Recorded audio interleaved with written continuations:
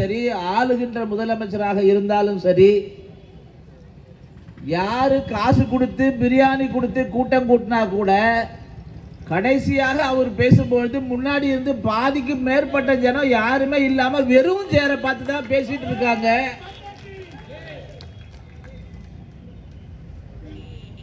ஆனா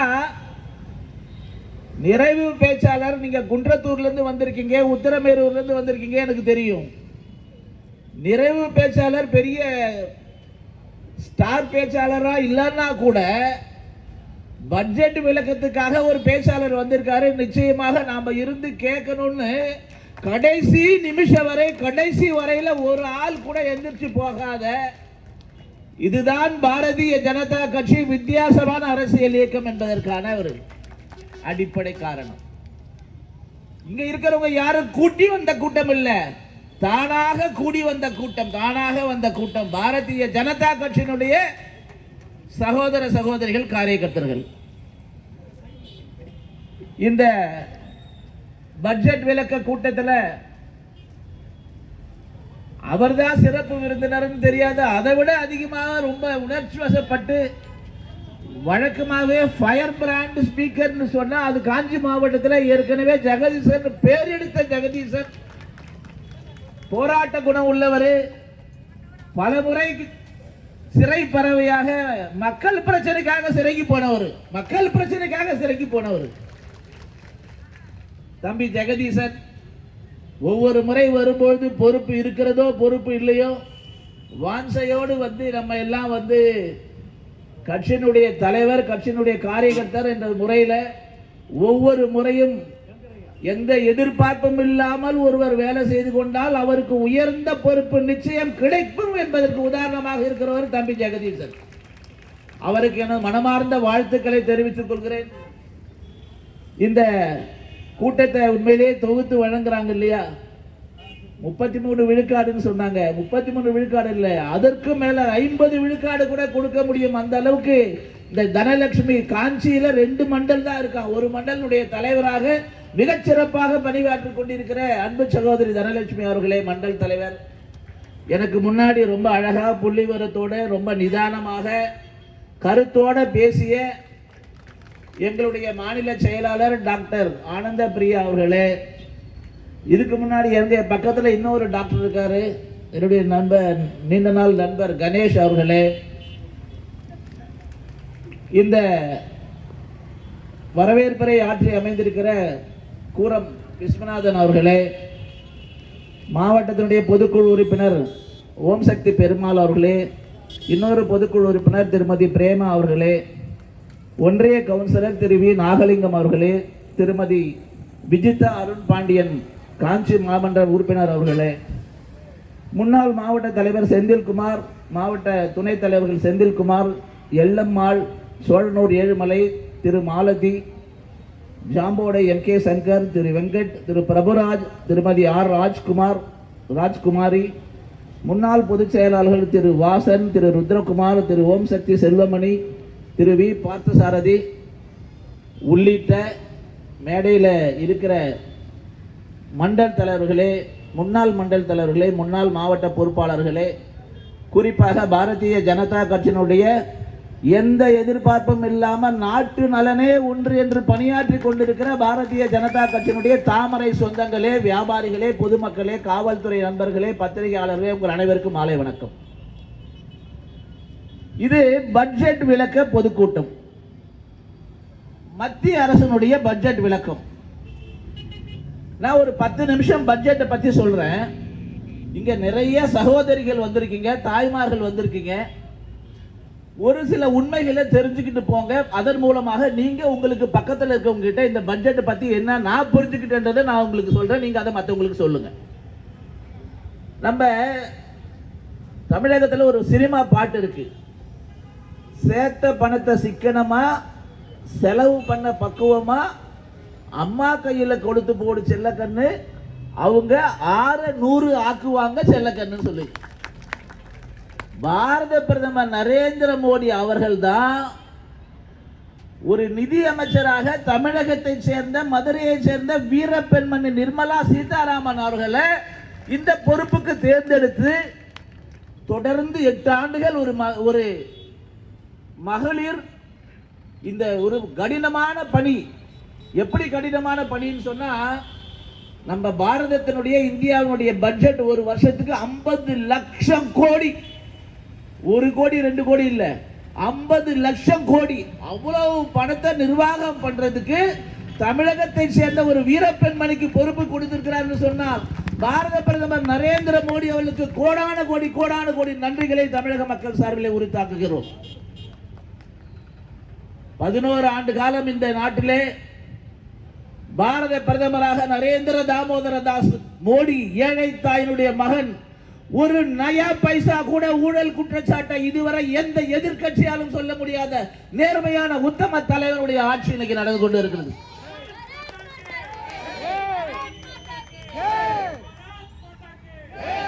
ரெண்டாயிரத்தி 4 இருந்து 14 வரையில ஒரு ஆட்சி நடந்தது பாரதத்தில், இந்தியாவில். நமக்கெல்லாம் தெரியும், மறைந்து விட்டார் அந்த தலைவர். மறைந்த தலைவர்களை பற்றி நாம் தவறுதலாக பேசக்கூடாது. ஆனால் இன்னைக்கு தமிழகத்தில் ஒரு பொம்மை முதல்வர் இருக்கிற மாதிரி ஒரு பொம்மை பிரதமராக 10 ஆண்டு காலம் இருந்து ரிமோட் கண்ட்ரோல்ல இறங்கக்கூடிய தலைவராக இருந்து இந்தியாவில் அவர் போட்ட பட்ஜெட்டினுடைய மதிப்பு 15 லட்சம் கோடி. 2014 ஆட்சியை விட்டு காங்கிரஸ் போகும்பொழுது காங்கிரஸ் கட்சி, அப்ப இருந்த காங்கிரஸ் கட்சி ப. சிதம்பரம் அவர் போட்ட கடைசி பட்ஜெட் 15,90,000 கோடி. அதுதான் மொத்த பாரதம் இந்தியாவினுடைய பட்ஜெட். இந்த 11 ஆண்டு காலத்தில் 2014 இருந்து 2025க்குள்ளார இன்னைக்கு போட்டிருக்க பட்ஜெட்டுடைய மதிப்பு எவ்வளவு? 50 லட்சம் கோடி. 3.5 மடங்குக்கு மேல உயர்த்தி இருக்கிறோம். 3.5 மடங்குக்கு மேல. நாம எல்லாம் இந்த பட்ஜெட்டை பற்றி சொல்லும் பொழுது எல்லா செய்தியிலும் என்ன சொன்னாங்க? 12 லட்சம் வரையில இந்த தடவை தான் சுதந்திர இந்தியாவில் தனி மனிதன் அவருடைய வருமான வரி கணக்கு தாக்கல் செய்யும் பொழுது 12 லட்சம் ரூபாய் வரையில வரி கட்ட வேணாம். இது ஒரு மிகப்பெரிய வரலாற்று சாதனை, வரலாற்று சிறப்பு மிக்க சாதனை. ஏன் சொன்னா 2014 வரையில இன்னைக்கு மாண்புமிகு நம்மளுடைய தமிழகத்தினுடைய திராவிட மாடல் முதலமைச்சர் என்ன சொல்றார் தெரியுமா? இந்த பட்ஜெட் தமிழ்நாடு புறக்கணிச்சிட்டாரு. ஏன்னா தமிழக மக்கள் அவருக்கு ஓட்டு போடணும்னால தமிழ்நாட்டை புறக்கணிச்சிட்டாரு. தமிழ்நாடுன்ற வார்த்தை இல்ல, இப்படி எல்லாம் சொல்றாரு. யாரு? ரொம்ப அறிவுஜீவி முதலமைச்சர் நம்ம தமிழ்நாட்டில் இருக்கிறார். 2014 அன்னைக்கு 3.5 கோடி பேர் தான் டாக்ஸ் கட்டிட்டு இருக்காங்க இந்தியாவில். வெறும் 3.5 கோடி, 3 கோடியே 45 லட்சம் பேர் டாக்ஸ் கட்டாங்க. இன்னைக்கு 2025 எவ்வளவு பேர் தெரியுமா டாக்ஸ் கட்டியிருக்காங்க? 7 கோடியே 90 லட்சம் பேர் இன்னைக்கு டாக்ஸ் கட்டுறாங்க. 7 கோடியே 90 லட்சம் பேர், கிட்டத்தட்ட 4 கோடியே 45 லட்சம் பேர் புதிதா டாக்ஸ் கட்டுறாங்க. அப்படின்னா என்ன அர்த்தம்? இந்த 4 கோடி 45 பேருடைய வாழ்க்கை தரம் உயர்ந்து இருக்கிறது. வாழ்க்கை தரம் உயர்ந்து இருக்கிறது. எப்படி நாட்டினுடைய பட்ஜெட் 15 லட்சத்திலிருந்து 50 லட்சம் ஆச்சோ, அதே மாதிரி ஒரு தனி மனிதனுடைய வருமானம் கூட அப்ப எவ்வளவு இருந்தது? தனி மனித வருமானம் 86,000 ரூபாய் இருந்துச்சு அப்ப 2014. இன்னைக்கு ஒரு தனி மனிதனுடைய வருமானம் 2,20,000 ரூபாயாக மாறி இருக்குது. இன்னைக்கு 5 மடங்கு 4 மடங்கு உயர்ந்து இருக்கு. அப்ப 8 கோடி பேர் இன்னைக்கு டாக்ஸ் கட்டுறாங்க இல்ல. இந்த 12 லட்சம் ரூபாய் ஸ்லாப் வரும்பொழுது இதுல 6 கோடியே 80 லட்சம் பேர் டாக்ஸ் கட்ட வேணாம், ஆனா வருமான வரி தாக்கல் பண்ணுவாங்க. டாக்ஸ் கட்ட வேணாம். ஆக வருமான வரி செலுத்துறவர்கள் 187 விழுக்காடு இன்னைக்கு அவர்களுக்கெல்லாம் மிகப்பெரிய வரப்பிரசாதமாக இந்த பட்ஜெட் அமர்ந்திருக்கிறது என்று சொன்னால் அது மிக இல்லை. அதோடு இல்லை, பல நல்ல விஷயங்கள் இந்த பட்ஜெட்ல கொடுத்திருக்காங்க. ஆனா தமிழக முதலமைச்சர் அதெல்லாம் படிக்கிறதுக்கு நேரம் இருக்கா அல்லது விவரம் தெரிஞ்சவர் அவர் கூட வச்சிருக்காரான்னு தெரியல. தமிழ்நாட்டுக்கு ஒண்ணுமே இல்லை, தமிழ்நாடுன்ற பேரே இல்லை, தமிழ்நாட்டை வஞ்சிச்சுட்டாங்க, இப்படிதான் சொல்றாரு. அந்த பட்ஜெட்ல உத்தரப்பிரதேசம் நம்ம பிஜேபி ஆளுற மாநிலம், பிஜேபி ஆளுற மாநிலம் குஜராத், பிஜேபி ஆளுற மாநிலம் மத்திய பிரதேசம், சத்தீஸ்கர், ராஜஸ்தான், ஹிமாச்சல், இத்தனை மாநிலம் இருக்கு. எந்த மாநிலத்துக்கும் பேரு கிடையாது. ஏன்னா பட்ஜெட்னு சொன்னாலே வரவு செலவுன்னு சொன்னா அடுத்த ஆண்டுல இங்கே 50 லட்சம் கோடி ரூபாயில எந்தெந்த துறைக்கு எவ்வளவு செலவு பண்ண போறோம், எவ்வளவு வருமானம் வரப்போறோம், பற்றாக்குறை எவ்வளவு குறைக்க போறோம். இதுதான் அந்த பட்ஜெட்டினுடைய நிதிநிலை அறிக்கை. இதை தான் தாக்கல் பண்றாங்க. இதுல கனிமொழி சகோதரி கூட சொன்னாங்க கனிமொழியை பத்தி. அவங்க ரொம்ப சமூக நீதி காத்த பெண்மணி, அவங்க தைரியசாலி. தேர்தல் வர்றதுக்கு முன்னாடின்னு சொன்னா அவர் பெரியாருடைய கைத்தடி வச்சிருப்பாங்க ஃபேஸ்புக்கில், ட்விட்டரில், அவங்களுடைய முகப்பில். தேர்தலுக்கு முன்னாடி மக்கள்கிட்ட ஓட்டு கேட்கும்போது அந்த பெரியார் கைத்தடி வேலைக்கு ஆகாதுன்னு அவங்களுக்கு தெரிஞ்சதுனால பனைமரத்தை வச்சுட்டாங்க. ஏன்னா அங்கே நாடார்கள் அதிகம் இருக்காங்க, பணம் ஏற தொழில் பண்றவங்கன்றதுனால பனைமரத்தை அவங்களுடைய முகப்பில் மாற்றிட்டாங்க. இவங்க எவ்வளோ தூரம் பெரியாருடைய கொள்கையை காத்த சமூக நீதி பெண்மணி, அதுதான் அவங்களுடைய லட்சணம். இவங்க எல்லாம் சொல்றாங்க பீகாருக்குன்னே பட்ஜெட் போட்ட மாதிரி இருக்கு, இதுல இந்தியாவுக்கான பட்ஜெட் மாதிரி தெரியல. இந்த அளவுக்கு விவரம் இல்லாதவங்கள தொடர்ந்து மக்கள் தேர்ந்தெடுக்கிறாங்கன்னு சொல்றதுதான் துரதிருஷ்டவசமான நிலைமை. ஏன்னா தமிழ்நாட்டுக்கு எவ்வளவு சொல்லியிருக்காரு. தமிழ்நாட்டில் நாம ஏற்கனவே ஜிஎஸ்டி கொடுக்கிறோம். 18% ஜிஎஸ்டியில் தமிழ்நாட்டுக்கு 9%, மத்திய அரசுக்கு 9%. அந்த 9%ல 45% மீண்டும் தமிழ்நாட்டுக்கு தான். அந்த மீதி இருக்கிற 50%ல மத்திய அரசு என்னென்னலாம் பண்ணுதுன்னு சொல்றேன் பாருங்க. இவங்க எல்லாம் சொல்றாங்க இல்லையா, நான் ஒரு திட்டம்லாம் சொல்றேன், இது ஒரு டாப் 10 திட்டம் தான். இதெல்லாம் முழுக்க மத்திய அரசாங்கத்தினுடைய நிதி. எது சொல்றேன் பாருங்க. 100 நாள் வேலை வாய்ப்பு திட்டம், ஏரி வேலை தெரியும். ரெண்டாவது 6000 ரூபாய் விவசாயிகளுக்கு வருஷத்துக்கு கொடுக்கிற PM கிசான் சம்மான் நிதி. அதன் பிறகு இப்ப தெரியும் சமக்கிர சிக்ஷா, அனைவருக்குமான கல்வி, அதுக்கான திட்டம். அதன் பிறகு போஷன் அபியான் சொல்லி இருக்கு, ஊட்டச்சத்து கொடுக்கிற ஒரு திட்டம், சுகாதாரத்துக்கான ஒரு திட்டம், முதியோர்களுக்கான பென்ஷன் கொடுக்கிற திட்டம். அது இல்லாம ஜல் ஜீவன் அவர் சொன்னாங்க, ஒவ்வொரு வீட்டுக்கும் எல்லா வீட்டுக்கும் தரமான குடி தண்ணீர் குடிக்கிற திட்டம். இதை தாண்டி நமக்கெல்லாம் நல்ல அறிமுகமான மோடி ஹவுசிங் தெரியும், கிராமப்புறத்துக்கான ஆவாஸ் யோஜனா. இவ்வளவு திட்டம் இருந்து டாப் 10 திட்டம் தான். இந்த திட்டத்துக்கு கடந்த 4 வருஷத்துல 2021 இருந்து 24 வரைக்கும் மத்திய அரசாங்கம் இந்த திட்டங்கள் மூலமாக கொடுத்த பணம் 70,000 கோடி ரூபாய். இந்த திட்டங்களால கொடுத்த பணம் 70,000 கோடி. அதோட இல்ல, நம்ம ஹைவேஸ்ல போறோம், சென்னையில இருந்து ஹைதராபாத், ஹைதராபாத்ல இருந்து பெங்களூர், பெங்களூர்ல இருந்து சென்னை, சென்னையில இருந்து சேலம் 6 வழிச்சாலை. இந்த மாதிரி ஹைவேஸ் இருக்காங்க இல்லையா, நெடுஞ்சாலைத்துறை. இன்னைக்கு தமிழ்நாட்டில் நெடுஞ்சாலைத்துறையில மத்திய அரசுடைய பணத்தில் நடக்கிற நெடுஞ்சாலைத்துறையினுடைய மொத்த மதிப்பு எவ்வளவு தெரியுமா? 46,000 கோடி ரூபாயை மத்திய அரசு கொண்டு கொடுத்திருக்கு. 46,000 கோடி ரூபாய். இதெல்லாம் சாமானிய மக்களுக்கு கூட தெரியும், சாதாரண பாமரனுக்கு கூட தெரிஞ்ச விஷயம். இதெல்லாம் மத்திய அரசு எல்லாத்துக்கும் திட்டம். சகி நிவாஸ்னு ஒரு திட்டம் இருக்கு, அதாவது வேலை செய்யற பெண்களுக்காக ஒரு விடுதி அது ஆரம்பிக்கிறதுக்கு. அவரே அண்ணா என்ன பண்ணிட்டாரு, நம்ம திராவிட மாடல் அண்ணா என்ன பண்ணிட்டாரு, தோழியர் விடுதின்னு மாத்திட்டாரு. அதே திட்டம் தான், ஸ்டிக்கரை மட்டும் அவர் ஒட்டிடுவாரு, தோழியர் விடுதி. பணம் பிரதமர் தான் கொடுப்பாரு. இதே மாதிரி எல்லா திட்டத்துக்கும் நம்மளால பேர் சொல்ல முடியும். யார் திட்டமா இருக்கும், மத்திய அரசு திட்டமா இருக்கும். ஆனா சின்னதா ஸ்டிக்கர் ஒட்டிடுவாரு, அவர் பேரை பெருசா போட்டு முதலமைச்சருடைய விரிவான காப்பீடு திட்டம், நிதி முழுக்க மத்திய அரசு இருந்து கொடுக்கும். இப்படி தமிழ்நாட்டை பத்தி, தமிழ்நாட்டுக்கு முழுசா கொடுத்திருக்கிற ஒரு பிரதமர் யாருன்னு சொன்னா சுதந்திர இந்தியாவில் அளவுக்கு அதிகமா கொடுத்திருக்காரு. இதுவரையில மாநிலங்களுக்கான நிதி பகிர்வுன்னு இருக்கு. மத்திய பட்ஜெட்ல மாநிலங்களுக்கான நிதி பகிர்வு அது 5,22,000 கோடியில இருந்து இப்ப 25,60,000 கோடியாக மாற்றி உயர்த்தி கொடுத்திருக்கோம். 25,60,000 கோடி. இப்படி ஒவ்வொரு திட்டத்திலையும், ஏன்னா வீடு கட்டுற திட்டமா இருக்கட்டும், தடுப்பூசியிலிருந்து தொடங்கி எல்லா 12 ரூபாய் இன்சூரன்ஸ் நிறைய சொன்னாங்க, ஆயிரக்கணக்கான நூற்றுக்கணக்கான திட்டம். இதெல்லாம் உடனே அம்பானி அதானிக்கு இருக்கா? இங்க இருக்கிற உத்திரமேரூர்ல இருக்கிற, இங்க இருக்கிற ஸ்ரீபெரும்புதூர்ல இருக்கிற, கிராமத்துல இருக்கிற ஒவ்வொரு ஏழை தாய்மார்களுக்கு தானே அந்த மருத்துவ கல்வி, மருத்துவ உதவி கிடைக்குது.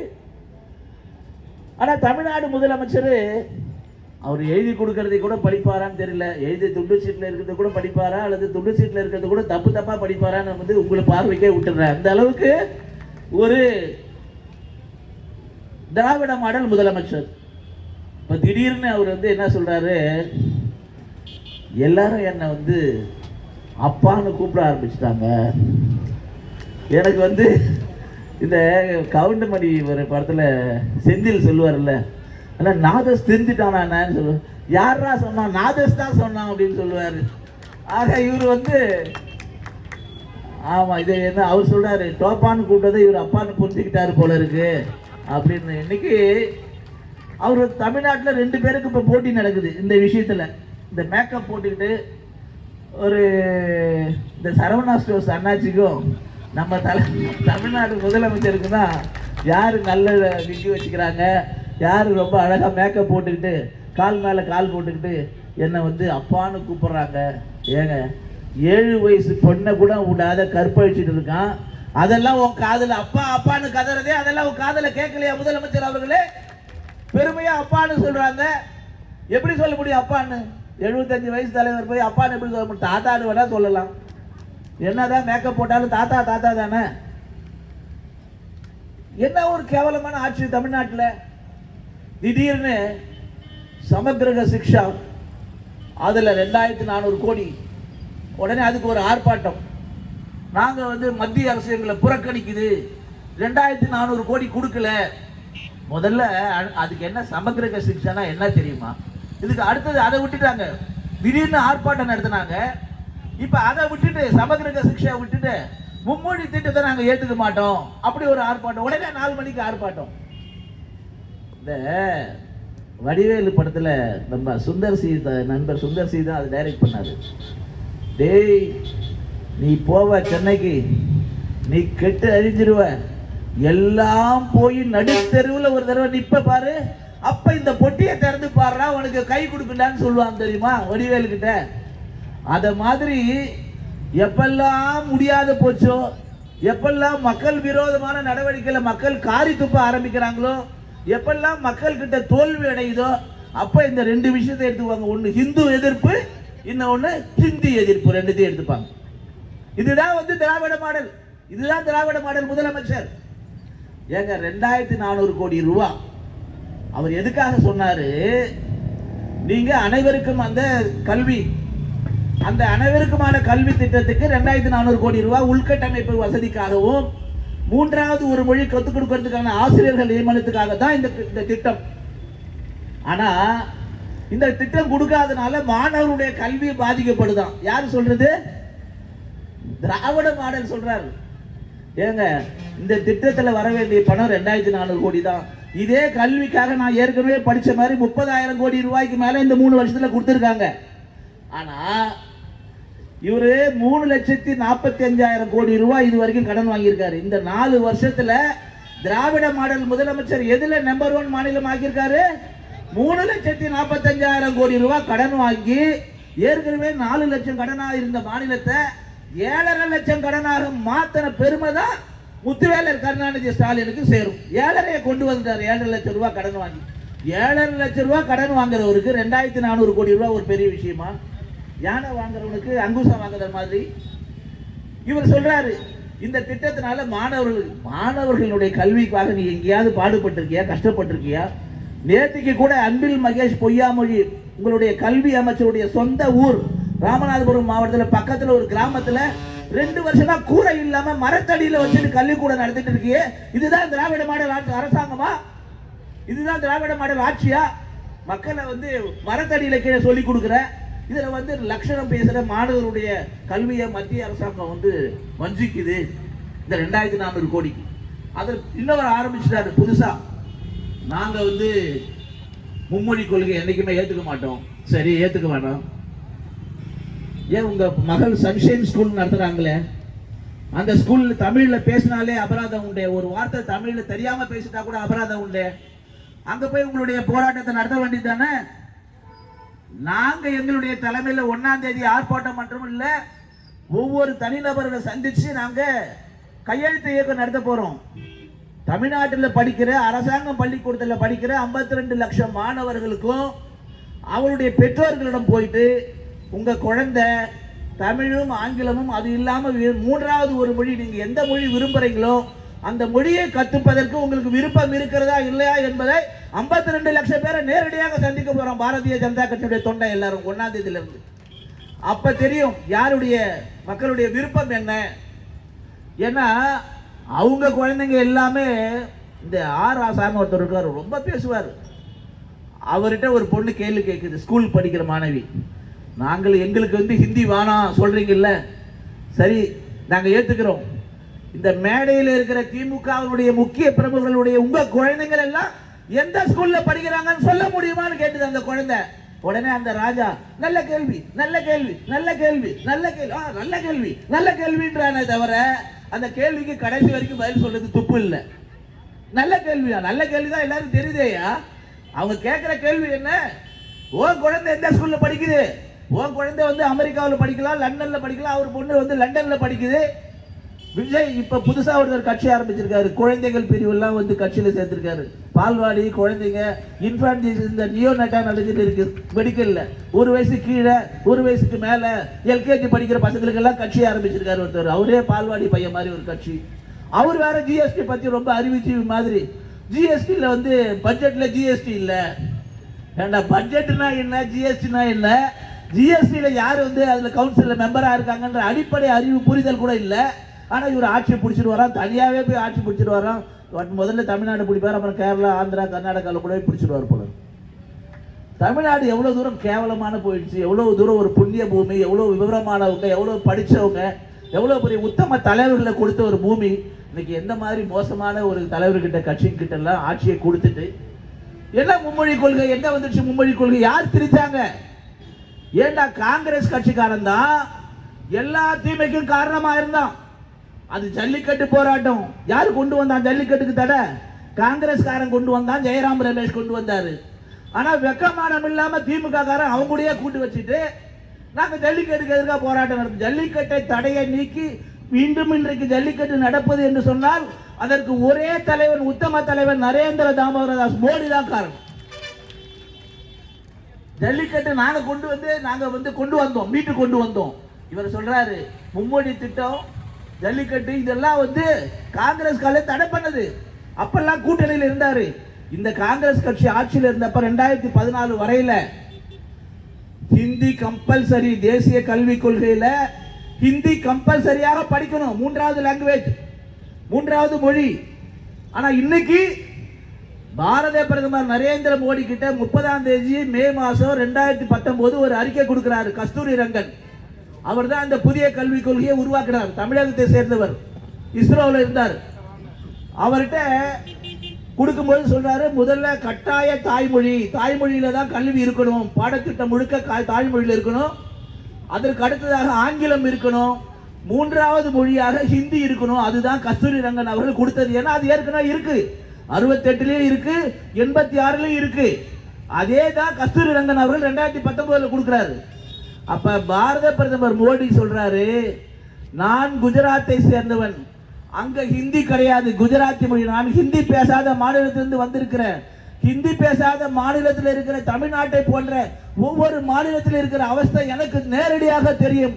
ஆகையினால ஹிந்தி கம்பல்சரி என்பதை எடுத்துவிட்டு ஏதாவது ஒரு தேசிய மொழியை நீங்க கற்றுக்கொள்ள வேண்டும் என்று சொன்ன தலைவர் நரேந்திர தாமோதர் தாஸ் மோடி. ஆனா அது அடிப்படை கூட அறிவு இல்லாம படிக்காம எங்கடா ஹிந்தி கம்பல்சரின்னு போட்டிருக்கு. அப்படி ஹிந்தி கட்டாயம் என்று சொன்னால் எங்கள் தலைவர் அண்ணாமலை அவர்களே அதற்கு எதிராக தயாராக இருக்கிறார், போராட்டம் நடத்துவதற்காக, நிச்சயமாக போராட்டம் செய்வதற்காக. யாரை ஏமாத்துறீங்க? அந்த காலம் ஏமாத்திட்டு எல்லாம் பொழப்பு நடத்துதெல்லாம் இப்ப அதெல்லாம் பருப்பு வேகாது. ஏன்னா இங்க எல்லார்கிட்டையும் இன்னைக்கு சோசியல் மீடியா இருக்கு. 5 நிமிஷத்துல யார் யாரெல்லாம் என்னென்ன பண்ணான்றது எல்லா விவரமும் உங்களுக்கு வந்துடுது. 3 மொழி தேவை. 3 மொழி ஏன் தேவை? நீ அன்பில் மகேஷ் பொய்யாமொழி பையன்கிட்ட நிருபர் கேட்கிறாரு, தம்பி நீ எந்த படத்துல படிக்கிற? நான் ஆங்கிலத்தில் படிக்கிறேன். விருப்ப பாடம் எதுன்னு கேட்கிறாரு. விருப்ப பாடம் பிரெஞ்சு என்று சொல்றான். சரிப்பா தமிழ் படிப்பேன்னு. நான் படிக்கல, தமிழ் எடுக்கல, எனக்கு தெரியாது. யாரு? கல்வி அமைச்சருடைய மகன். டேய் உனக்கு வசதி இருக்கு, நீ 10 லட்சம் 1 லட்சம் ரூபாய் மாசம் ஃபீஸ் கொடுத்து உன்னுடைய குழந்தைய சேர்ப்ப. அந்த குழந்தைக்கு ஆங்கிலமும் தெரியும், பிரெஞ்சும் தெரியும், எல்லா லாங்குவேஜும் தெரியும், ஹிந்தி தெரியும். ஆனா தமிழ் ஒரு வார்த்தை தெரியாது. நீ ஒரு ஏழை சாதாரண அரசாங்க பள்ளிக்கூடத்தில் படிக்கிற குழந்தைக்கு அவங்களுக்கு இருக்கிற அடிப்படை உரிமை ஹிந்தி கத்துக்கணும். எந்த மொழியா கத்துக்கிட்டோம். நீங்க ஓசூருக்கு போனீங்கன்னா அங்க தெலுங்கு கன்னடம் பேசுவாங்க. ஒரு பக்கம் போனீங்கன்னா ஆந்திரா திருப்பதி பக்கம் போனீங்கன்னா அங்க இருக்க தமிழ் மக்கள் தெலுங்கு பேசுவாங்க. அங்க இருக்க மக்கள் தெலுங்கு தெரிஞ்சுக்கிட்டோம், தமிழ் மொழியோட தாய்மொழியோட தெலுங்கு கத்துக்கிட்டோம், ஆங்கிலம் கத்துக்கிட்டோம். நீ யாரா தடுக்கிறதுக்கு? அவனுக்கு இருக்கிற அடிப்படை உரிமை, அதை தடுப்பதற்கு நீ யார்? உன்னுடைய கல்லூரி இருக்குது, உன்னுடைய பள்ளிக்கூடம் இருக்கு, வசதியானவங்க படிக்கிற பள்ளிக்கூடத்துல எல்லாம் மும்மொழி நீ சேர்த்துப்ப. உன் பையனுக்கு பிரெஞ்சு சொல்லி கொடுக்குற. ஆனா ஏழையுடைய குழந்தைக்கு, ஒரு சாதாரண குடியானவன் அவன் குடும்பத்தில் இருக்க குழந்தைக்கு ஹிந்தியோ மற்ற மொழியோ கற்றுக் கொடுக்க கூடாது என்று சொல்வதற்கு நீ யார்? அதற்கு யார் இந்த மக்கள் ஓட்டு போட்டு அதிகாரம் கொடுத்தாங்களா? ஆகையினால சாதாரண பொதுமக்கள் இதை புரிஞ்சுக்கணும். இன்னைக்கு இந்த மொழியை வச்சு எல்லாம் ஏமாத்தி பார்த்துட்டு ஏமாந்து போயிட்டாங்க. அதுல வேற இன்னொரு சொல்றாரு, இந்த சின்னவர் ஒருத்தர் புதுசா இருக்காரு, அவங்களுடைய வாரிசு 3வது கலைஞர் ஒருத்தர் இருக்காருல்ல, நாங்க 100 பேர் செத்து போனோம், மொழிக்காக உயிரை கொடுத்தோம், நாங்க அப்படியே இல்லை, இன்னும் கூட நாங்க எங்களுக்கு ஆட்சி முக்கியம் இல்லை, இன உணர்வு மொழி தான் முக்கியம், நாங்க எல்லாத்துக்கும் தயாரா உயிரை கொடுப்போம். அதான் கேட்கறாங்க, யாரு உயிரை எடுக்க வேணாம், நீ முதல்ல உன் தலைமையை நீ உயிரை கொடு, முதல்ல நீ உயிரை கொடுத்து வாழ்ந்து காமி, உதாரணமா இருந்து பாரு. தலைவர் தண்டவாளத்தில் நாஞ்சில் சம்பத்தா ஒரு இடத்துல சொன்னாரு. அப்போ அவர் அதிமுக இருக்கும்போது தலை வச்சு படுத்தாரு.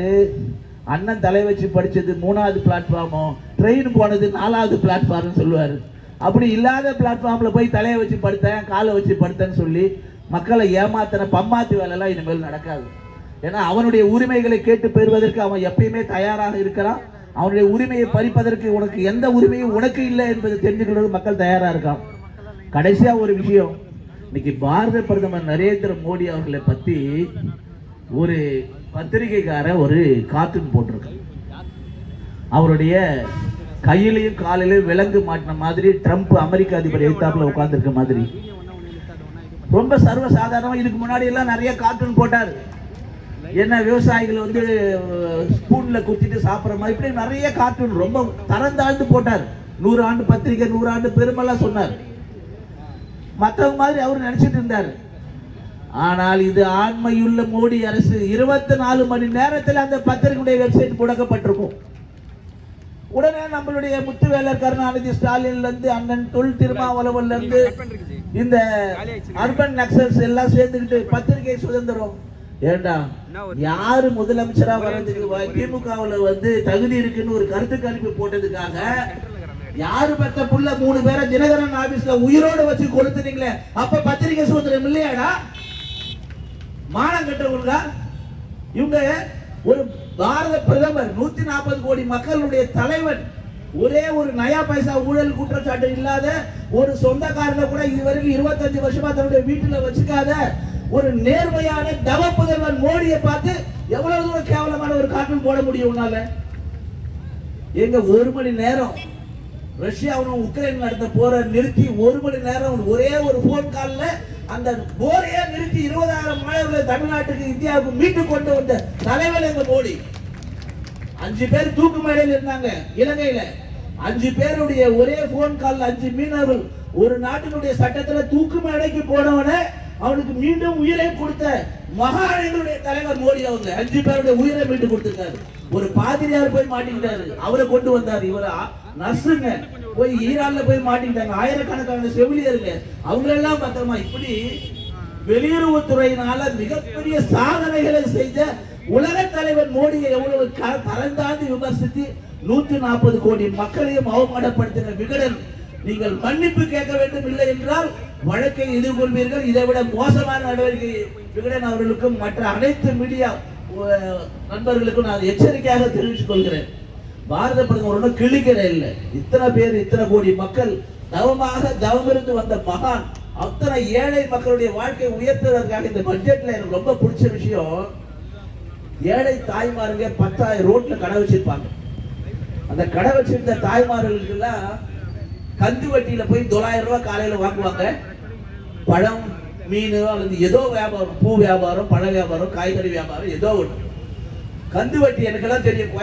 கோயம்பேடுலயும் வேளச்சேரி மார்க்கெட்லயும் காலையில 900 ரூபா போய் கோயம்பேடு போய் காய்கறி பழம் வாங்கிட்டு வந்துட்டு வித்துட்டு சாயந்தரம் ஆனது அந்த ஆளுக்கு எவ்வளவு தரணும்? 1000 ரூபா தரணும். 900 ரூபாய்க்கு 100 ரூபா வட்டி. என்ன வட்டி இதுன்னு எனக்கு தெரியாது. அது கந்து வட்டியா கணேஷுக்கு வேணா தெரியுமா? தெரியாது. அது எந்த வட்டின்னு தெரியாது. கந்து வட்டியா மீட்டர் வட்டியா அது என்ன மீட்டர்? ஆனா ஒரு ஏழை தாய், நான் இந்த சாலையோரம் வசிக்கிறேன், எனக்கு வங்கி கணக்கு இருக்கிறது, ஆதார் அட்டை இருக்கிறது, நான் இங்க வணிகம் செய்வதற்கான அடையாள அட்டை கார்பரேஷன் கொடுத்திருக்கிறேன், ஒரே ஒரு டாக்குமெண்டோட எந்த உத்தரவாதம் இல்லாமல் பாரத பிரதமரவே உத்தரவாத கையெழுத்து போட்டு 10,000 ரூபாய் இலவசமா ஒவ்வொரு கொடுத்தாரு. வட்டி இல்லாத கடன் போடுறது ஸ்வநிதி. அதே கடனை இன்றைக்கு 30,000 ரூபாயாக 3 மடங்கு உயர்த்தி கொடுத்திருக்காரு. 30,000 ரூபாய். சொந்த கடை வைக்கலாம், அயன் கடை வைக்கலாம், எந்த கடையாவது வைக்கலாம், ஈரமாவு கடை வைக்கலாம், கணவனை நம்பி இருக்க வேண்டிய அவசியம் இல்லை, தன்னுடைய குழந்தையை படிக்க வைக்கலாம். ஒவ்வொரு தாய்மாருக்கும் வரப்பிரசாதமான திட்டம் ஸ்வநிதி.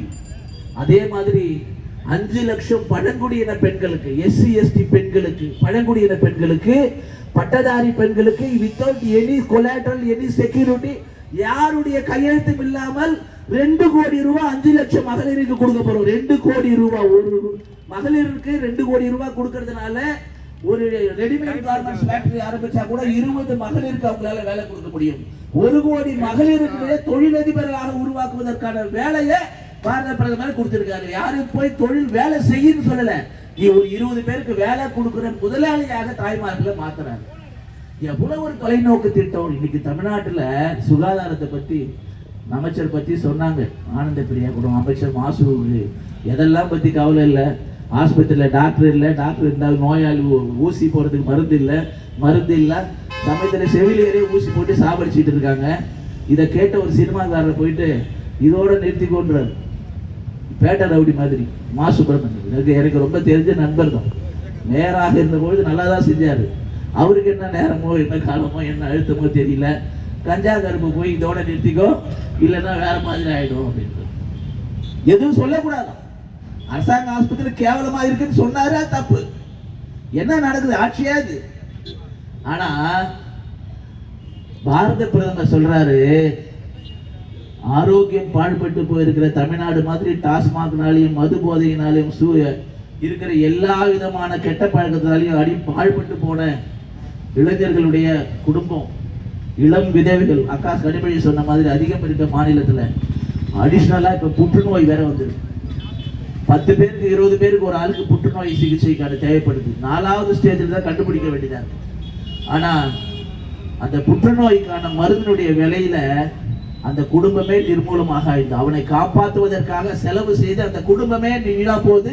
ஆனால் அவனையும் காப்பாற்ற முடியாம அந்த குடும்பம் நடுத்தெருவுக்கு வரக்கூடிய நிலைமையில வந்திருக்குது.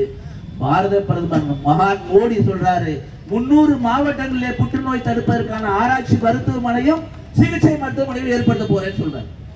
மருத்துவமனையில டாக்டர்களுடைய எண்ணிக்கையை அதிகமாக்குவதற்காக அடுத்த ஆண்டுல இருந்து 10,000 மருத்துவ கல்லூரியில இடங்களை அதிகப்படுத்துறாரு. அதன் மூலமாக 100 பேருக்கு ஒரு டாக்டர் இருக்கிறவங்க எதிர்காலத்துல 50 பேருக்கு ஒரு டாக்டராக மாற போறாங்க. அப்ப ஒரு மனிதனுடைய தனி மனிதனுடைய ஆரோக்கியம், தனி மனிதன் அவன் குடும்பத்தை எப்படி சம்பாதிக்கிறது, அவனுடைய வாழ்க்கை தரத்தை எப்படி உயர்த்தது, இதுதானங்க ஒரு தொலைநோக்கு பட்ஜெட்டாக இருக்க முடியும். 2047 வரும்பொழுது ஒரு காலத்துல அமெரிக்காவில் இருக்கிறவங்க எல்லாம் இந்தியாவுக்கு வேலை செய்வதற்காக வர வேண்டும் என்று சொன்னாரே மோடி, அது நனவாக்கப்படக்கூடிய நாள் வெகு தொலைவில் இல்லை என்று தெரிவித்துக் கொண்டு ஒரு மிகப்பெரிய ஒரு பட்ஜெட்டை, ஒரு தொலைநோக்கு பட்ஜெட்டை நமக்கு கொடுத்திருக்காரு. ஆனா தமிழ்நாட்டை சேர்ந்தவங்க அதை பத்தி எதையுமே கவலைப்படாம தமிழ்நாட்டு பேரு இல்லைன்னு சொல்லி மக்களை ஏமாத்திக்கிட்டு அதுக்கு ஒரு பொதுக்கூட்டம், அதுக்கு ஒரு ஆர்ப்பாட்ட போராட்டம் எல்லாம் நடத்தக்கூடிய அளவுல இன்னைக்கு கேவலமான நிலைமையில திராவிட முன்னேற்ற கழகத்துடைய திராவிட மாடல் அரசாங்கம் இருக்கிறது. அதை இந்த திராவிட மாடல் அரசாங்கத்துடைய அனைத்து விதமான பொய் வாக்குறுதி எதையுமே நிறைவேற்றாத ஒரு அரசாங்கம் ஒன்று இருக்குன்னா அது இந்தியாவிலே தமிழ்நாட்டில் தான். எதை பத்தியுமே நிறைவேற்றல. என்னென்ன சொன்னாரு? கல்வி கடன் நாங்க வந்தா தள்ளுபடி பண்ணுவோம். எத்தனை பேர் தள்ளுபடி பண்ணாரு? உடனே இன்னொருத்தர் இருக்காரு, பட்டத்து இலவசர், 5 பவுன் நகையெல்லாம் போய் அடமானம் வைங்க, நாங்க வந்தது ஒரே கையெழுத்து போட்டு எல்லாத்தையும் தள்ளுபடி பண்ணாரா? எதுவும் பண்ணல. அந்த அந்த அந்த கோரிக்கையை தள்ளுபடி பண்ணிட்டாரு. கல்வி கடன் எதுவும் கிடையாது. என்னென்ன விவசாய கடன் தள்ளுபடி கிடையாது. மாணவர் இந்த மாதிரி நகையை வச்சிருக்க தள்ளுபடி கிடையாது. என்னென்னமோ ஒரே கையெழுத்துல நீட்டை போடுவேன்னாரு, நீட்டை தடை பண்ணல. சொல்லாததை வேற நிறைய சொன்னாரு. என்ன நான் சொல்லாததெல்லாம் கூட செய்வேன். என்ன சொன்னாரு, நான் வந்து மின்சார கட்டணத்தை மாசம் மாசம் கணக்கெடுப்பேன். செஞ்சாரா? ஆனா வீட்டு வரி, சொத்து வரி, தண்ணி வரி, நில வரி, பத்திரப்பதிவு, மோட்டார் வாகனம் எல்லாம் 3 மடங்கு உயர்வு. எல்லாம் 3 மடங்கு உயர்வு. தகுதியான தலைவர்களுக்கு எல்லாத்துக்கும் 1000 ரூபாய் கொடுப்பீங்கன்னு சொன்னீங்க. நாங்க மகாராஷ்டிரால கொடுக்குறோங்க. அனைத்து இல்லத்தரசிகளுக்கும் கொடுக்குறோம். அனைத்து இல்லத்தரசிகளுக்கும் மகாராஷ்டிராவில் இவங்களுக்கு முன்னாடியே கொடுக்க ஆரம்பிச்சிட்டோம். நாளைக்கு நாங்க டெல்லியில கொடுக்க போறோம். மார்ச் 8ஆம் தேதி பிரதமர் ஒத்தை கையெழுத்து. பிரதமர் சொன்னாரு, மார்ச் 8ஆம் தேதி பாரதிய ஜனதா கட்சி ஆட்சியை டெல்லியில கொண்டு வாங்க. மார்ச் 8ஆம் தேதி உங்கள் ஒவ்வொருவருக்கும் வீட்டுக்கு 2500 ரூபாய் உங்களுடைய வங்கி கணக்கில் வரும்னு சொன்னார். அது நடக்க போகுது. மகளிர் தினத்தினுடைய செய்தி. ஆனா இவங்க தகுதி வாய்ந்த தலைவிகளுக்கு தான் 1000 ரூபாய். யாரு தகுதி வாய்ந்த தலைவர், யாரு தகுதி வாய்ந்த குடும்ப தலைவி, யாரு முடிவு பண்றது? 1 கோடி பேருக்கு தான் கொடுத்துருக்கீங்க. மீதி பேருக்குலாம் தகுதி இல்லையா அந்த 1000 ரூபாய் வாங்குறது கூட? ஒரு பக்கம் 1000 ரூபாய் கொடுத்துட்டு பின்பக்கம் வழியா 5000 ரூபாய்க்கு ஒவ்வொரு குடும்பத்திலேருந்து இருந்து பகல் கொள்ளை அடிச்சிருக்கீங்க. இப்படிப்பட்ட திராவிட மாடல் ஆட்சியை வீட்டுக்கு அனுப்பதற்கான நேரம் நமக்கு ரொம்ப நெருங்கி பக்கத்துல வந்துடுது. இதுவரையில திமுக ஒரு தடவை கூட கூட்டணி இல்லாம ஜெயிச்சது இல்ல. ஒரு தடவை 2வது முறையாக ஆட்சி வந்ததில்லை. இந்த தடவை மீண்டும் பாரதிய ஜனதா கட்சியினால திமுக வீட்டுக்கு அனுப்பப்படுவது உறுதி உறுதி உறுதி. அதுல எந்த மாற்று கருத்துமே இல்லை. நாமெல்லாம் கூட நம்ம பகுதியில காஞ்சிபுரத்துல எவ்வளவு பெரிய தலைவர்கள் எல்லாம் இருந்த ஊரு. ஆனா இந்த பகுதியில கூட பிரதமரை பத்தி எல்லாம் தரக்குறைவாக விமர்சனம் செய்யக்கூடிய சட்டமன்ற உறுப்பினர்லாம் நம்ம பார்த்திருக்கோம். ஆகையினால வரக்கூடிய காலகட்டத்தில் நமக்காக வாதாட, நமக்காக பரிந்து பேச, நம்ம பிரச்சனைக்காக போராட்டம் பண்ற, நம்ம பிரச்சனையை சட்டமன்றத்தில் ஒழிக்கக்கூடிய ஒரு சட்டமன்ற உறுப்பினரை காட்சியிலே பெற்று தருவோம் என்ற உறுதியை தம்பி ஜெகதீஷ் அவர்களுக்கு சொல்லி இந்த கூட்டத்தை ரொம்ப சிறப்பா முதல் கூட்டம் மாதிரியே தெரியல.